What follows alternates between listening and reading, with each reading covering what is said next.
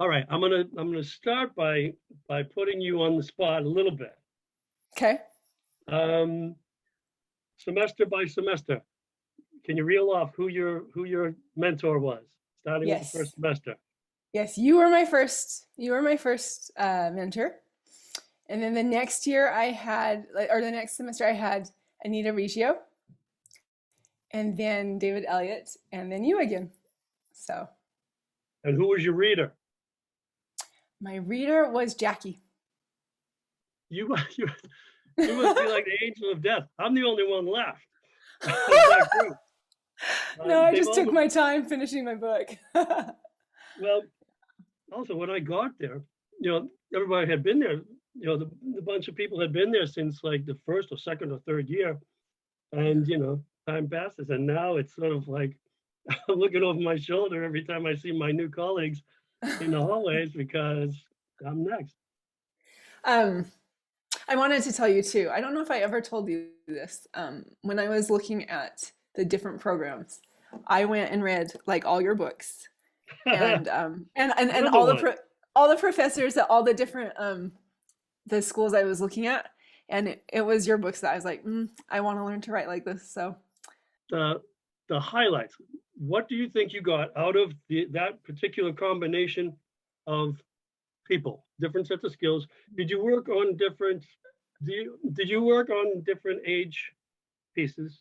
Did you work on picture books? Did you work on middle grade? Did you work on YA? I worked on mostly YA. I came into the program actually not sure whether I was going to do writing for young people or nonfiction. And they told me you better decide by the second semester.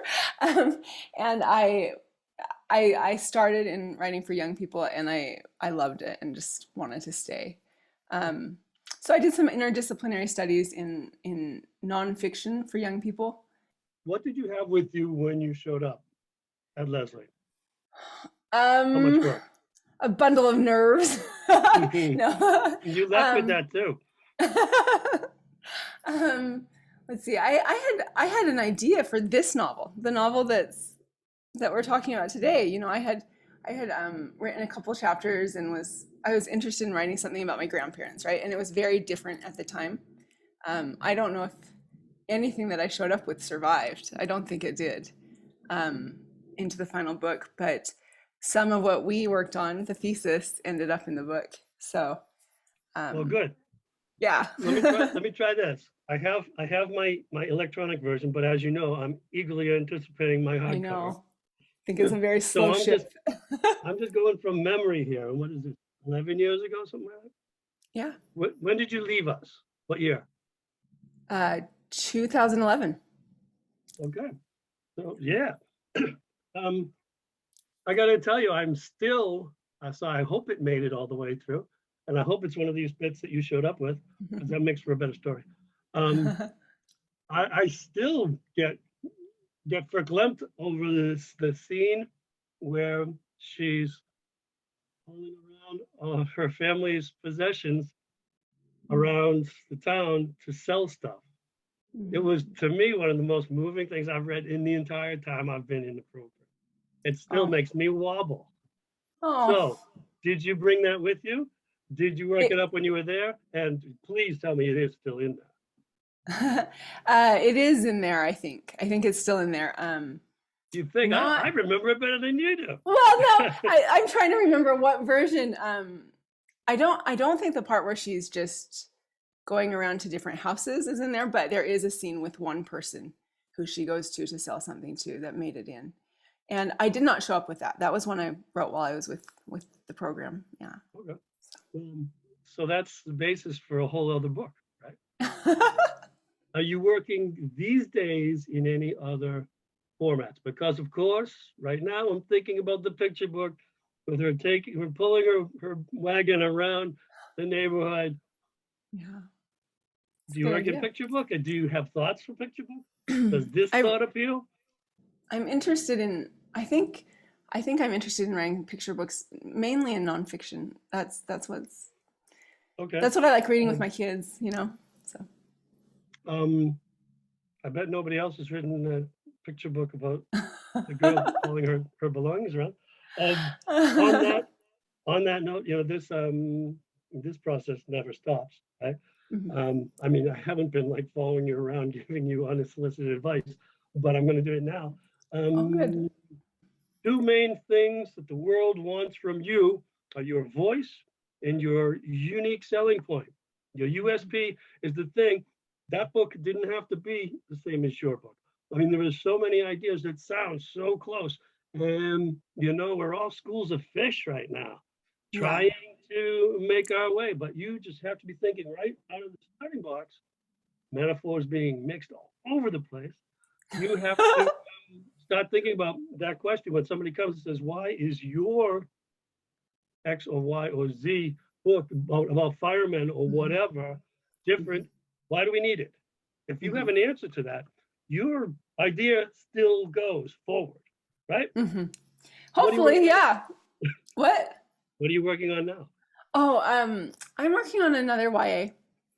I'm my family when we left the prison camps that happened during World War II, kind of what my book's about. The first book about is about. We ended up in Utah. At the time, they wouldn't allow people to go back to where they'd come from, but they also couldn't stay in camp, so they had to find somewhere to go. And we ended up in a tiny, tiny little town in Utah.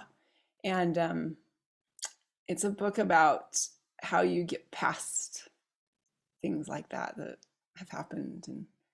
And this nation had just been through this huge trauma too, not just the Japanese. And so I'm working on it if I ever finish it. Okay. Yeah. So how did Utah happen to win this particular lottery? Utah, my uncle had found some work there.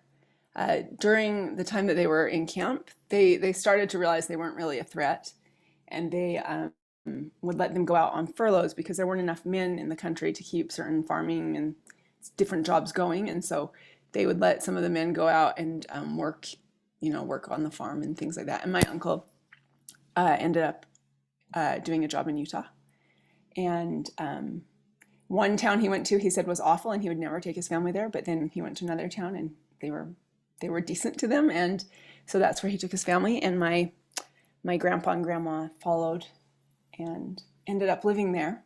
They actually ended up, the barracks that they had in these prison camps. They like deconstructed them and sold them off, and they bought one from a camp in Utah, and they lived in it for like a decade. So So yeah. they bought it and moved it. Yeah, they bought it and moved it on a truck, because they were pretty flimsy. They were just made out of tar paper.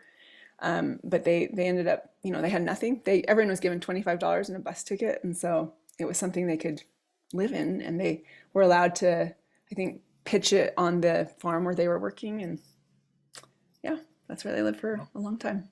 Do you like to keep going forward and forward and then later go back and revise, or are you one of those revise, go forward, revise, go forward, revise, revise, revise? Because we have both, we have the two, what sound like opposites, but pretty much everybody has their hiding place. I either hide way down in chapter 12 land because I don't want to face this revision stuff right now, or I obsessively revise because I'm afraid of that cliff edge that's out there at chapter 12 land. Do you fit in either of these, or are you one of those gifted people who does both? I'm an obsessive reviser who tries to not stop and tries to keep going forward because I realize until you're at a certain point, you can be revising something over and over again and just end up cutting the whole thing. But yes, I'm definitely one who goes back and regurgitates. Yeah. If you have thoughts of wanting to change up at all, one thing you might do is you keep making notes on the stuff you've already written, but pledge to leave it alone and keep going forward so that you can come fresh to it later. And the thing is, chapter 10 informs chapter 2 Mm-hmm. when you go back to revise. Yeah. Things happen to you and to your characters and in the world Mm-hmm. that weren't in existence back in when you were doing chapter 2. So consider it, sort of setting yourself free to let those things Yeah. sit there. But some things like need treatment right now. Right. So if when you come back to teach in the Leslie program, somebody's gonna bump me off at some time. Might as well be you. One of the things that you would say, yeah, this pretend you're pitching to people who are thinking about MFA programs. One of the things you would go, yeah, this is what you're going to get that is vital, that is central, and you may or may not get it someplace else. And then block your ears, Michael. Maybe there's a thing or two you would say, well, you know what? If I were there, I would tweak this. I would change X, Y, or Z. Not with the first stuff. What did you think was in its way special about your experience there? For me, I think just having the opportunity to have people who knew what they were doing critique your work. And I mean, incredible people who really gave really good, insightful, incisive feedback. I thought that was probably why I went, and it all came true. All the things I was hoping for came true that way. I think also I really thought, what do they call it, where you do the paper on, you read about a certain topic for the semester, and then there's a paper. The annotations. The craft essays. Yeah, that taught me how to learn, which, after you leave the program and you kind of are on your own. I had a goal, I remember, to do that every couple months, do an essay, work on something every few months. And I didn't actually write the formal essays, but I have really found that really helpful when I have something in my writing that I'm working on and I don't know how to do it, to go back to that practice. And also if you're presenting at conferences or things like that, being able to use that skill. One of the things I think set Leslie apart when I was looking at the different programs and I was trying to decide was the interdisciplinary studies component. And I have found the things I did in those classes really, really helpful. Yeah, I had a wonderful experience. I really did. All my teachers were really great. And you each offered different things. You pushed me to go darker, and and I needed that. I think my tendency is to write what's easier, and for this kind of book, that wouldn't have done justice probably to what people had been through. And just learning how to write to a deadline, which I was never very good at, as you know. But that was but that was really helpful too. Yeah, I had a really great experience. In a way, yours is like, in an MFA program, you amount to like a fairy tale story for us. I mean, you came, you brought a certain amount, you worked diligently, you were very integral to the thing when you were there for 2 years, and you made your progress, and you clearly knew what you were getting from what you were doing. Sometimes, it can get confusing. You go, what am I here for? What am I, do I need to take some time off? Am I here at the right time? Am I not here at the right time? You had some tough times while you were there, and you still never seemed to lose sight of the thing you were meant to be doing. And then you graduated, Mm-hmm. and then you went off, and you had, 10 or 12 children. 4, yes, 4. And feels like 10 or 12.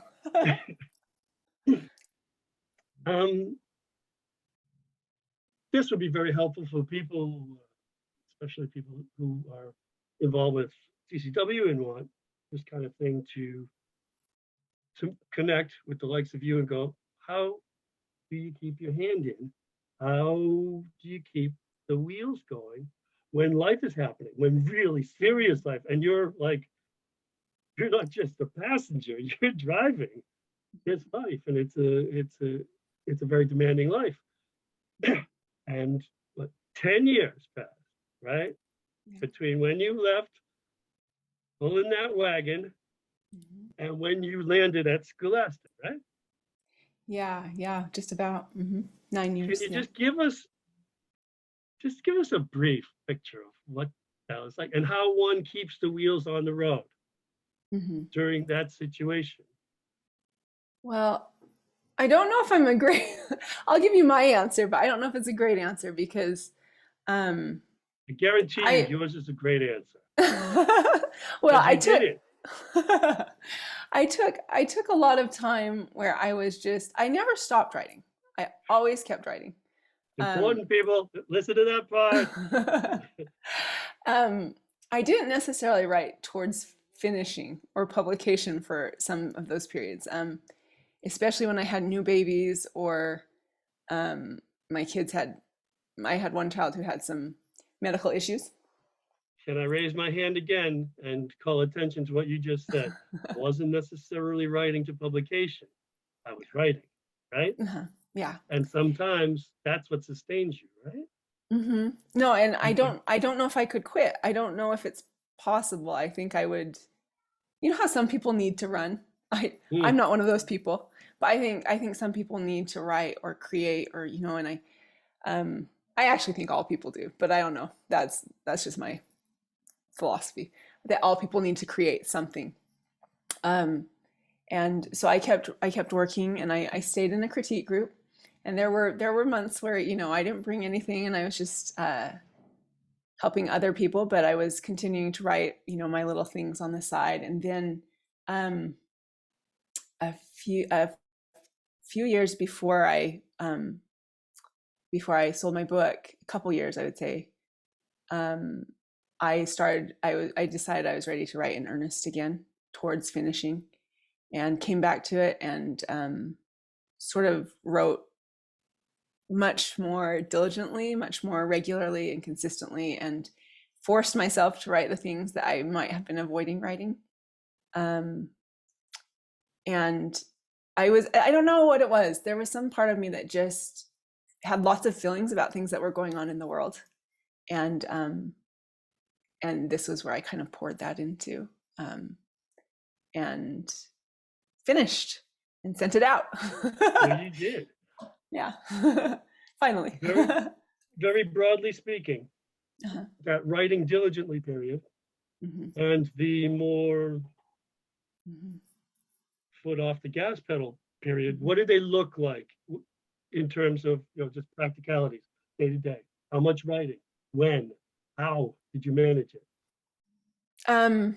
Well, one of the ways I managed to write more towards that more serious time was that my kids got older. And that's something that just comes when it comes. It's very thoughtful of them. It was. But also, I think I had some conversations with my husband about this is something I really want to do, and he was really supportive and would take the kids at night and maybe take them to the park or something so I could get in, you know, just some time without distractions. Because that's what's been hardest, I think, as a mom who tries to write, like, is just the constant interruptions. They really throw things for me. And I've learned that you have to just write anyway with the interruptions and just let that be part of it. But I got more done when he was really helping me get some of that uninterrupted time in. Your husband's name is Robert? Yeah. Fair play to you, Robert. This needs to be highlighted. No, really, because there's so many stories out there of a less than supportive partner, and it makes it's night and day. It really is. It really is, and I'm very grateful to him. So, yeah. And now he gets to be the husband of a superstar, so he's getting his payback. Well, I don't know about that, but yeah, he's great. So. Okay, are you doing a lot of public appearance kind of stuff now? I'm doing a little bit, and mostly in schools. I think that's kind of, I'm a teacher, you know, that's what I did. And I like being in the schools. I like talking to them. That's really fun for me. It's actually really fun. I really like being back with students. So, yeah. Covers and stuff, I think I'm supposed to cover. Okay. Unless you want to talk more about future projects, I'd love to hear about, without talking about, we are a community of thieves, so I understand a lot of kind of No, it's not that I'm stuff. afraid of people stealing it. It's more it's still in process. And for me, I mean, this book, like what it was when I started and what it was when I finished were so different, that I don't know what it will be in the end it's It hard for me to commit. it should be different, because that's one of the things I think you learn, is not so much to come in with an idea and have us shepherd it along, and then you find an agent, and then you find an editor, and plunk, there you go. A big part of it is that thing that happens along the way. It probably shouldn't be the book that you brought in there, Mhm. right? Yeah. And it wouldn't it wouldn't be the same book if you didn't take that decade. Mhm. No, There are, it's a totally different book because of the things I cared about when I finished were so different from the things I was. There are parts of it that I can tell come from 10 years ago. Those were the things that, like, I had just lost my father when I came to the program. And so that part of the book really was something that, came from that period of my life. And then the stuff that's more about um, how we combine patriotism and protest, or how we choose to make our identities when we can't make some of our own choices. Like that part of it comes more from what I was feeling when I came back to it. So yeah. um, yeah, this, I'm going to repeat myself because it was such a good point. What you're describing is what a lot of people need to hear, is that you're writing to write. Mm-hmm. Yeah. You're writing, see that, I mean, we can't teach you how to publish, as you found out the long way around. But what we can teach you to do, sort of, is to get to that place. It might be a sentence, it might be a paragraph, it might be a page, it might be a day, it might be a character who pops up, but Mm-hmm. you get to a thing that gives you that feeling. It Yeah. makes you want to pick it up, show it to somebody. It's a feeling that is unmatched anywhere else. And I have Yeah. children, I have grandchildren, and there's nothing quite exactly like it, because this thing wasn't there. And now it is, because you did it. Whatever it took, whatever living it took behind you, and whatever it took today at the desk, that thing is there, and it speaks to you, and it feels good, and you want to show it to somebody. And that's a destination in itself. Yeah. And the ironic thing is that doing that instead of thinking about publishing, sorry about the mixed message, everybody, but it gets you closer to writing a thing that somebody's going to want to publish. Yeah. No, I And think that's it. yeah, I absolutely agree. I think like the best writing comes when there's something that you harness it's sort of bigger than you, but I don't know, it's like it feels like you're just harnessing something that I don't know how to explain what I'm trying to say. Words Yeah. words are not good for me. But yeah, when you Well, harness that something that means so much to you and you can somehow funnel it into what you're working on. And you don't know whether other people are going to care about it too, but yeah, you do. So it comes through. yeah, all you can do is dazzle yourself, scare yourself, make yourself laugh, make Mm. yourself weep, make yourself unsettled, make yourself confused, and you're doing your job. It's not your job to guide the other people to that place that you got to. Mm. It's to Yeah. deliver that place authentically and let them do with it what they will when they get there. But once Yeah. again, as long as you do that, you do it for yourself, other people are going to come. Well, when you was just saying, I mean, it makes total sense, despite the fact that we are words people. It makes total sense what you were just saying about, I'm not good at putting it into words. I'm always telling my students now, again, it took me 10, 15 years of publishing before I got the point when people would say, like the elevator pitch, you need to be able to Mm. say what your book is about. I was never able to do that. It would take me more words to say what my book was about than there were words in the book, because by then it gets away from you. If you can isolate it early on, you won't deviate so much from what it is you're trying to do. And then one of the reasons you can't talk about stuff at a really early stage is because you are a words person. And talking about it, I wish more early stage writers would appreciate this more. Talking about it can dissipate that energy, the power. So you're very good with words right there. That's your thing. Typing them out, working them up, living with them, talking about them. Yeah, later, that's a thing. But too early, I don't know about you, but sometimes I feel like I've written something when I've talked about it. And if you feel like you've written it already, you're cutting You yourself lose off at that. the knees. Yeah, you lose that ability to harness that, whatever that energy is that we were talking about. Yeah. You lose that sense of urgency. Like the world needs these words, but now I've already gone and given it to the world. And now I got to come up with some new words. Yeah, yeah. Do you have like, this is the advice, my advice for people coming around behind you who are, I do actually. yay! Because I think it's something I did poorly and learned from. So I think one of the things I remember you and other professors telling me is how much you would learn from just finishing. And I took my sweet time and did not finish. And I think if I had finished earlier, maybe it would not be the book it is now. Maybe it would not be, it might be better than it would have been had I finished it 6 months after graduation.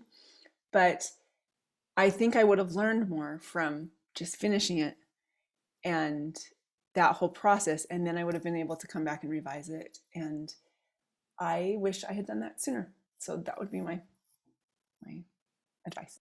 Your journey is your journey. Yes. And you have to get there.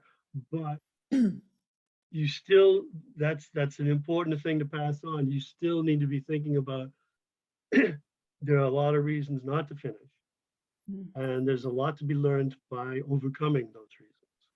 Yeah. Even if, like you said, even if it's a lesser book, at the moment, there are certain things, some when you think about how many people are writing and how many people are, by various definitions of succeeding at it. I think this is very unscientific, but I think there's probably a high percentage of them who are just, they're riding this horse and they get to a creek, and 8 out of 10 of them stop. And there are a couple of bold ones who just keep the head above water and get to the other side. Yeah. And as long as you and the poor horse are still alive, you've got more to work with once you get there. Yeah. And I would say, the other thing I've learned over these 10 years is that I love writing and it's very important to me.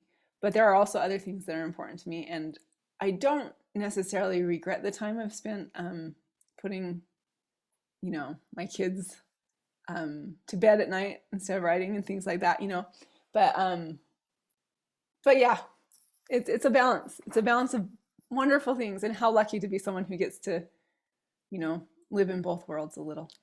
There are various philosophies on this, but mine is that the world is not here to make it possible for me to write. I need to accommodate the world, not the other way around. And again, you probably heard me say this a million times back then, but to my mind, yes, there's something you would call inspiration. I don't think it's a helpful term, but writing is, even if some form of inspiration works, writing is more a disciplined field than it is an inspiration field. Inspiration does not like chumps. If you're waiting for inspiration, you're a chump. And if you're working hard at your thing, you're not a chump. And inspiration, if it exists, will come and visit you while you're working. Yeah, absolutely. It won't come to you when you're talking about working. That belongs on a pillow somewhere. Inspiration does not like chumps. Take it away. It's all yours. Yeah, I think that's totally true. It only comes when you're in the saddle. Again, when mixing you metaphors. when you're pursuing your thing, don't pursue the thing that's supposed to make you able. Pursue your Mhm. thing. Yeah. Like you did. Your story was there, waiting for you, no, waiting for nobody else, Mm. and nobody else could do it for you. I'm going to leave on a venal and crass note, but they like this stuff, the small doses. Can you tell people just really briefly how you went about getting an agent, getting an editor? Oh, sure. I'm a slush pile story. I sent it out. I To an agent first. Yeah. Did you send to multiple agents? I did. I sent to one. I had a goal that I was going to send to 12, and I sent one a week for 12 weeks or something like that. Yeah. So here's the part where you give them the important mental health advice that when you have something out there, you must keep working Oh, on yes. something else. If you're Yes. sitting there waiting on that thing that's out there, you will drive yourself demented. Isn't that what you were going to say, Emily? Yes. Well, and I would say the same thing about when you're publishing something. I thought it was really important for me to start my next book and get deeply into it before this came out, because I don't know, just for mental health, yeah, to know that this is, you could be so precious about it and so concerned and stuff, but to just remember that you're in it to continue writing, you're in it for the wrestle, and whatever comes, and you just keep, you keep that relationship with the page. So Again, hugely helpful. Because if you love what you do, you just want to be able to keep doing it. And the way you keep doing it yeah, is to make sure you keep doing it. yeah, yeah.